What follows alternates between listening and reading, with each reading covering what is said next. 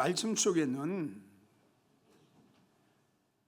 이분의 그 사상, 이분의 그 표대, 이분의 그 소망, 이게 지금 포함됐거든요. 결론을 묶으면 딱 하나예요. 오직 예수, 이거거든요. 주여 내가 무엇을 바라려? 이거는 이 땅의 문제예요.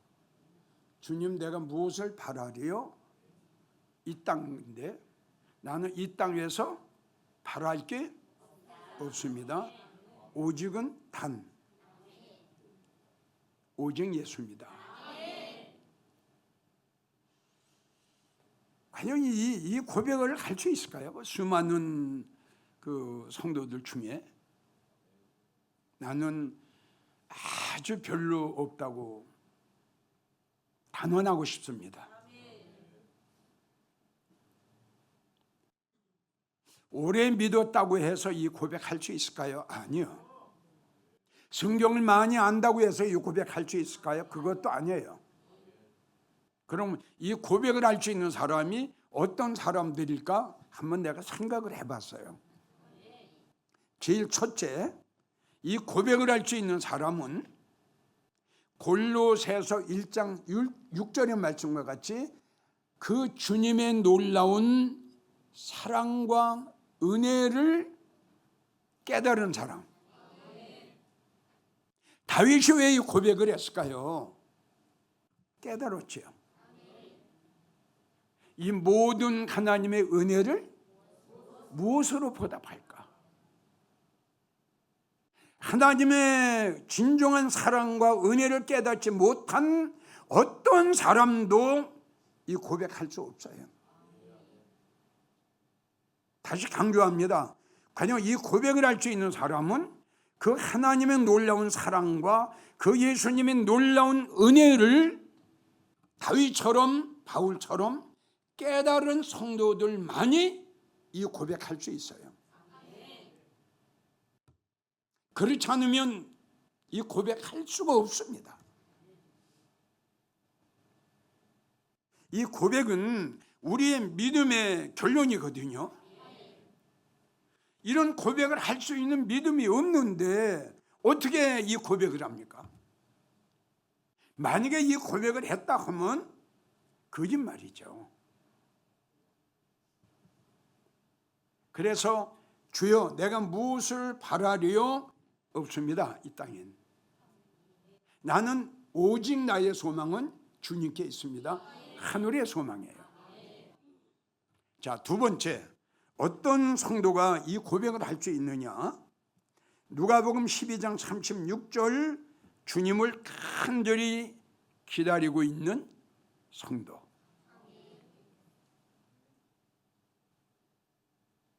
밤이나 낮이나 눈물 머금고 내 주님 오기만을 고대하고 기다립니다.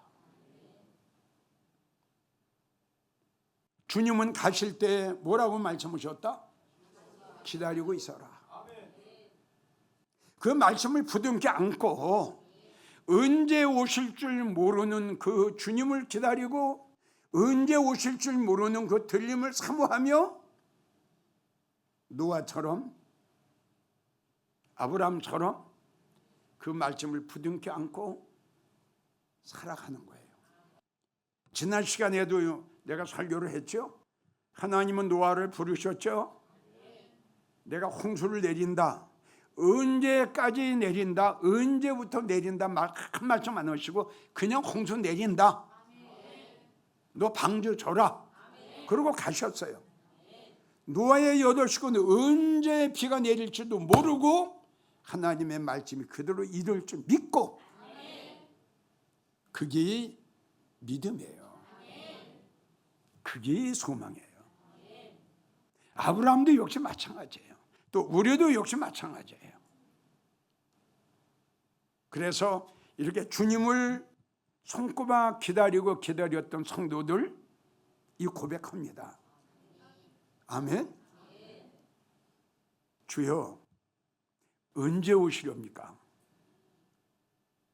난 이 시간도 다시 오시겠다고 약속하신 그 주님을 문고리를 잡고 지금 기다리고 있습니다. 나의 믿음은 어떤 환난과 핍박 중에서도 전혀 변하지 아니할 겁니다. 주님 오시는 날까지.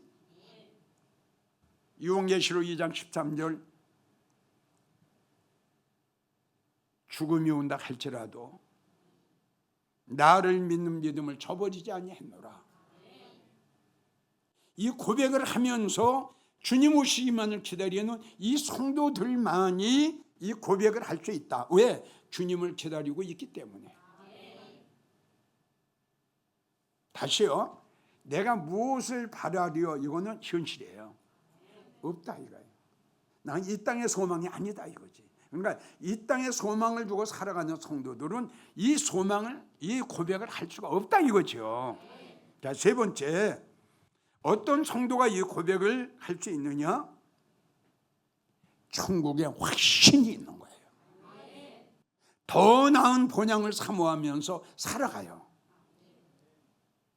여러분들은 어떤가요? 주님이 말씀하신 주님을 사랑하는 자들을 위해서 주님이 예비하신 것은 우리 생각으로도 우리의 마음으로도 상상할 수가 없는 것이다. 더 나은 본향을 너희는 사모해라. 우리의 장막이 무너지는 그날 하나님께서 우리를 위해서 한 성을 예비하셨다. 할렐루야. 이걸 꿈을 꾸는 거예요. 이걸 꿈을 꾸고 이걸 소망 삼는 거예요. 그래서 천국의 소망을 두고 사랑하는 성도 외에는 이 고백을 하지 못해요. 이 고백 안 됩니다. 맞죠? 이런 고백은 절로 나오는 게 아니죠.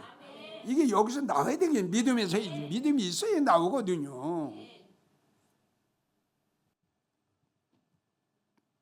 네 번째, 요한복음 21장 베드로 고백할 수 있는 성도. 베드로가 뭐라고 고백을 했나요? 내가 주님을 사랑하는 줄? 이렇게 예수님을 사랑하는 성도들은 이 고백할 수 있어요. 할 수 있어요? 자신이에요? 마지막 다섯 번째, 어떤 성도가 이 고백을 할 수 있느냐? 요한복음 15장 16절 네가 나를 택한 것이 아니고 내가 너를 택했다. 요 택한 백성.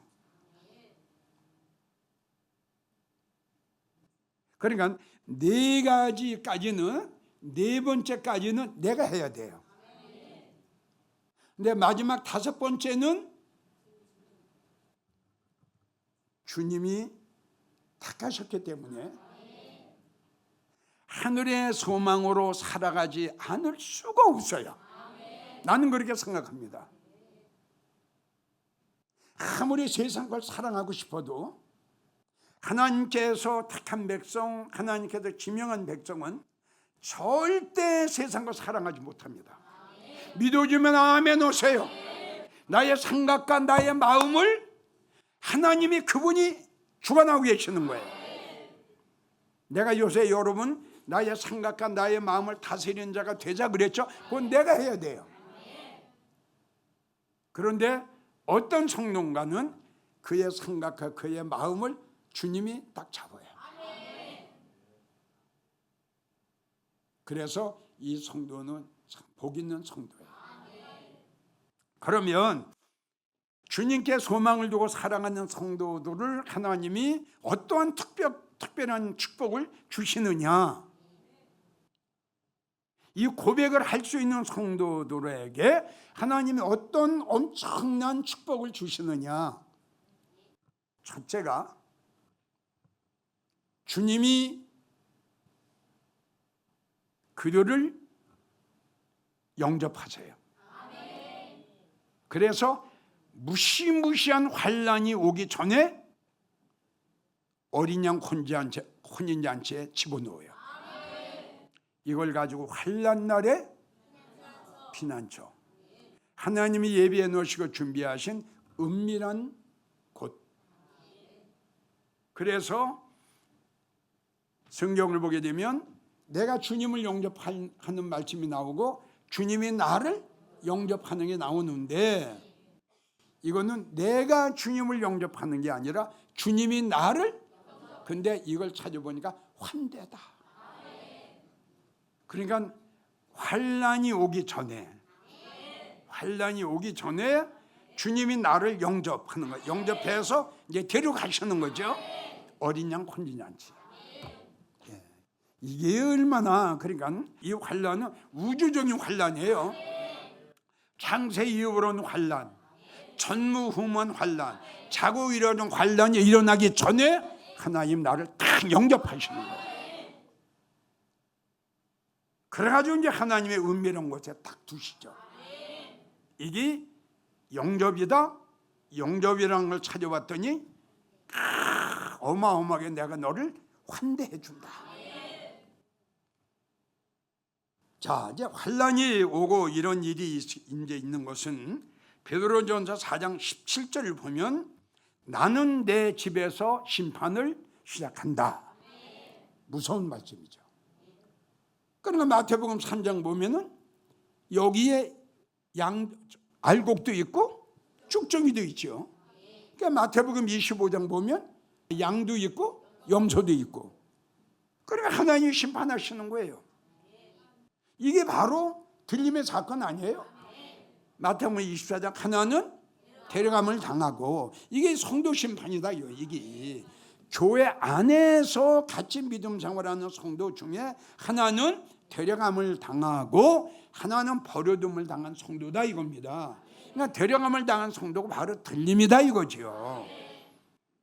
그러니까 이 사건은 주님이 오시면 이 사건이 벌어지는데, 이 사건이 벌어지자마자 환난이 그냥 쏟아지는 거죠.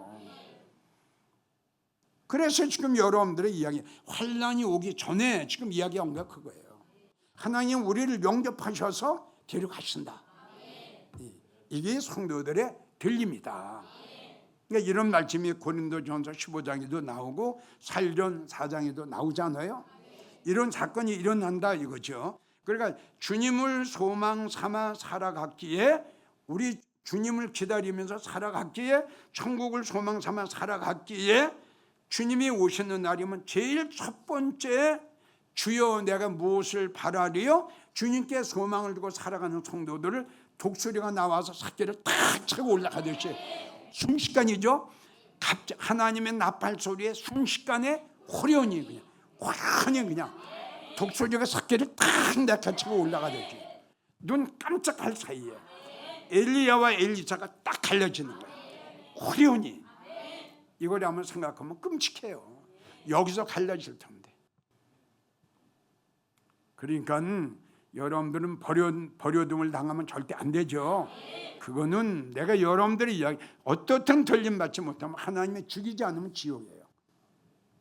그 고난 7가지 재앙을 어떻게 감내합니까? 맞죠? 666 받아야 돼요. 그럼 짐승인데요. 끔찍하죠. 그래서 영접이라고 하는 것은 환영하다. 그리고 하나님이 나를 최고로 환대해 주신다. 아멘. 예. 그러니까 주님이 우리를 환대하신다. 주님이 나를 환대하신다. 주님이 나를 영접하신다. 그리고 주님이 나를 맞이하신다. 그러니까 다른 성경에는 성도가 주님을 영접하는 걸로 돼 있어요. 그런데 아주 극히 몇 군데 없어요. 주님이 우리를 영접하는 말씀은 몇 군데 없어요. 내가 알기로는 3군데인가 4군데밖에 없어요. 그러니까 여러분들에게 이야기했죠. 그 말씀에 해당되고 그 말씀에 상관되는 내가 돼야 된다. 예. 그 말씀하고 나하고 상관이 없으면 나중에 버림받을 텐데요.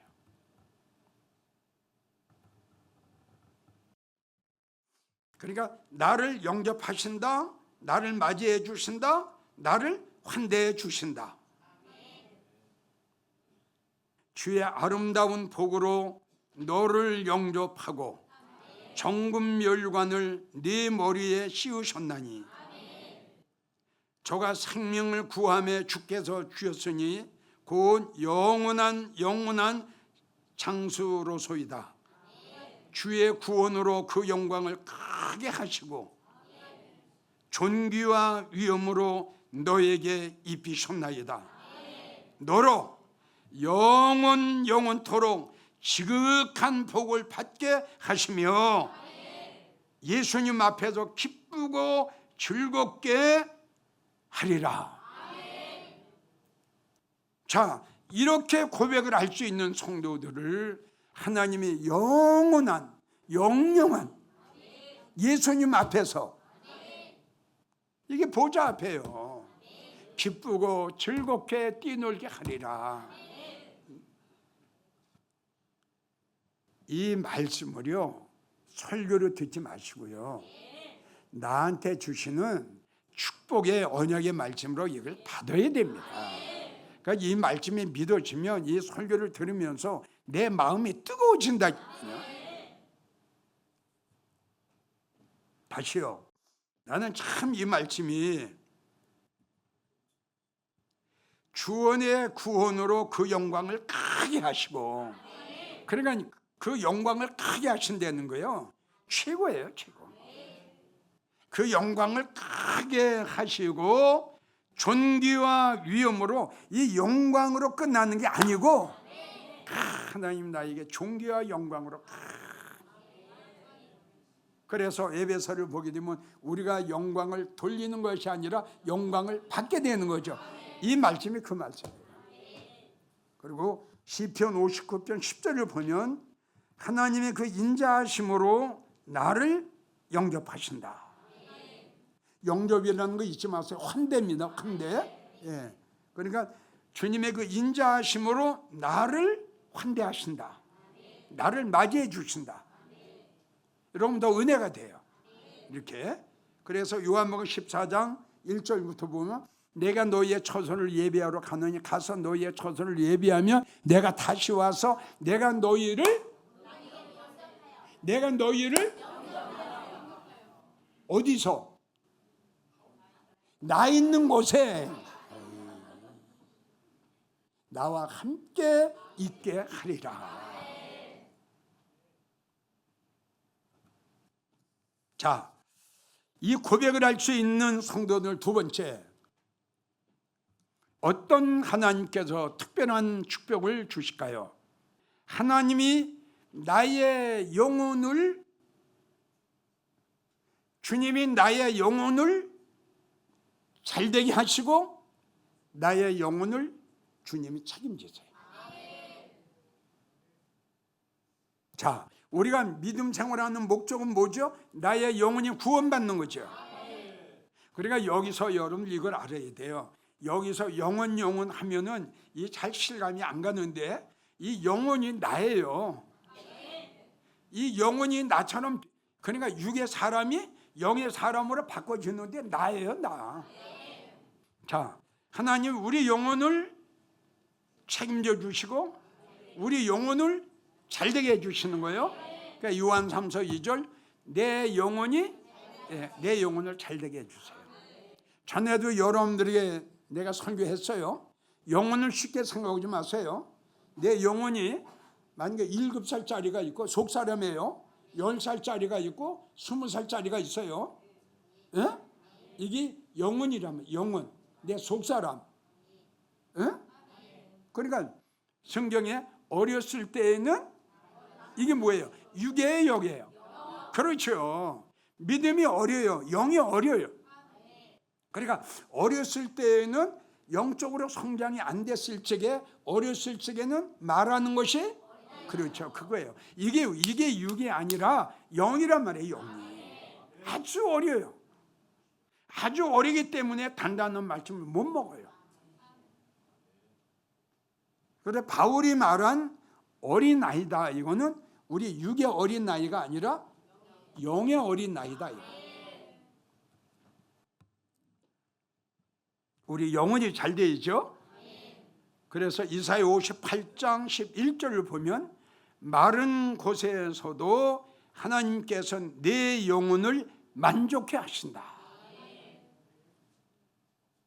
그러니까 여기서 내 영혼을 만족해 하신다는 것은, 자, 이 하나님의 말씀은 육으로 받나요? 영으로 받나요? 그렇죠. 하나님의 말씀이 영이기 때문에 이 하나님의 말씀은 우리 영으로 받는 거예요. 영으로.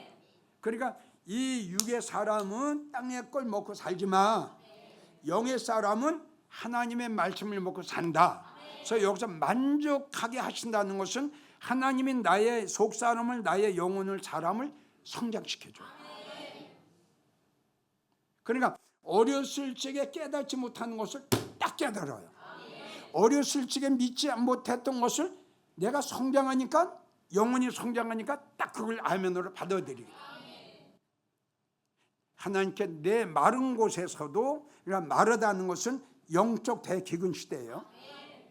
아멘. 말씀이 없어요. 아모스 8장 11절부터 나오죠.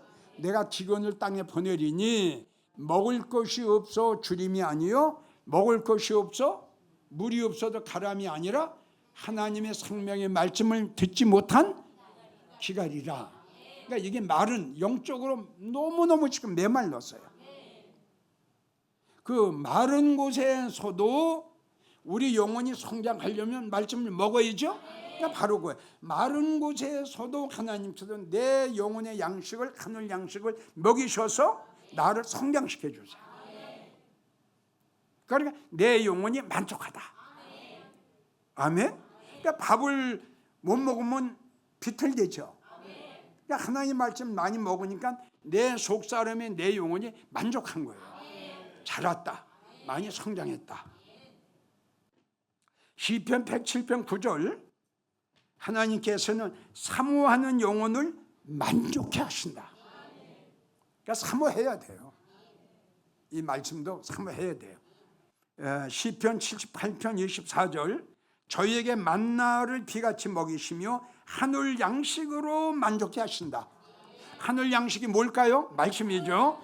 이사야 33장 16절, 그 하나님의 영적인 양식은 공급되고, 이걸 잘 먹으면 부쩍부쩍 자라죠. 하늘 양식으로는 공급되고 그 물은 끝이지 아니하리라. 시편 80편 5절, 주께서 눈물 양식으로 내가 너희에게 먹여주리라. 눈물 양식, 참 좋은 양식이죠. 아멘. 자, 영은 시편 23편 3절, 주님께서 내 영혼을 소생시키시고 의의 길로 인도하셨다.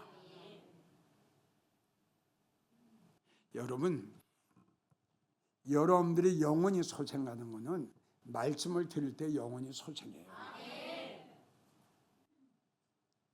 영혼이 소생하지 않으면 이건 소망이 없어요. 그러니까 소생한다는 건 계속 지금 이야기한 대로 나의 그 속사람을, 나의 영혼을 자꾸 성장시켜 주시는 거거든요. 계속. 그러니까 여러분들의 영혼을 소생시킬 수 있는 것은 기도가 아니에요. 뭐예요? 딱 하나, 말씀이에요. 그러니까 이 말씀을 내가 먹을 때 나의 영혼이 소생하는 거예요. 자꾸. 시편 138편 3절, 여호와 하나님께서 내 영혼을 장려하여 강하게 하셨다. 이 성도는 끝났어요. 원수 마귀가 와도, 시험이 와도, 문제가 생겨도, 환난이 와도, 핍박이 와도 눈 하나 깜짝 안 해요. 영혼이 이렇게 강해요. 아멘. 누가 뭐라고 해도 절대 실망 안 해요. 하나님이 이렇게 영혼을 장려해요. 용기를 주는 거예요. 아멘. 막 힘을 공급해 주는 거예요. 그러니까 이게 강해지는 거예요. 그래서 이 말씀과 연결되는 것이 마귀가 나를 쓰러뜨리려고 몇 길로? 도망갈 적에는 이런 성도를 보고 주님이 하신 말씀. 야, 못 당하겠다. 완전 무장했는데 이 말씀으로. 아멘. 그 영혼이 얼마나 강한지 몰라요. 그러니까 한 길로 넘어뜨리려고 왔다가 도망갈 적에 그냥 잡히지 않으려고 일곱 길로 그냥 도망가. 하나님이 그의 영혼을 장려하고 강하게 하신다. 시편 69편 18절 주께서 그 영혼에게 주께서 내 영혼에게 가까이 하사. 아멘. 그러니까 내가 주님 앞에 가까이, 이거 잘 들어야 됩니다. 내가 주님 앞에 가까이 가는 게 아니라 주님이 나한테 가까이 오사 나를 구속하셨다. 이게 다 지금 영혼이 나오는 겁니다. 영혼이.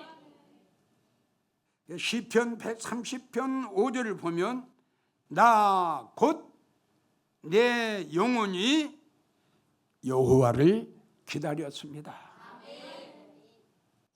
그러니까 하나님 책임지시는 거죠. 결론, 전국에서 이 설교를 듣고 계시는 성도 여러분들, 우리 인생은 안개 같아요.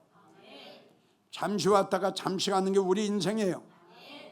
누차 이야기를 합니다. 여러분들이 아무리 이 땅에서 현실체에서 바벨탑을 쌓았다 할지라도 우리의 장막이 무너질 때에 그 바벨탑 같이 무너집니다. 가져가는 거 아무것도 없어요. 주님은 우리에게 말씀하셨어요. 나를 믿는 내 백성들아, 너희는 머리를 들라. 너무 돈을 사랑하지 말라 이겁니다. 너희 머리를 들라. 영원한 세계가 있지 않냐? 영원한 세계가 너 있지 않냐? 머리를 들라. 주님 우리에게 말씀하신 거예요. 땅만 바라보지 마라 이거예요. 성도 여러분, 여러분들 시편 39편 7절 다윗이 고백했던 이 고백을 할 수 있는 여러분들이 되시기를 예수님의 이름으로 축원합니다. 마음 다해 사랑합니다. 온 마음 다해 주 알기 원하네. 내 모든 삶 당신 것이니 주만 섬기리 온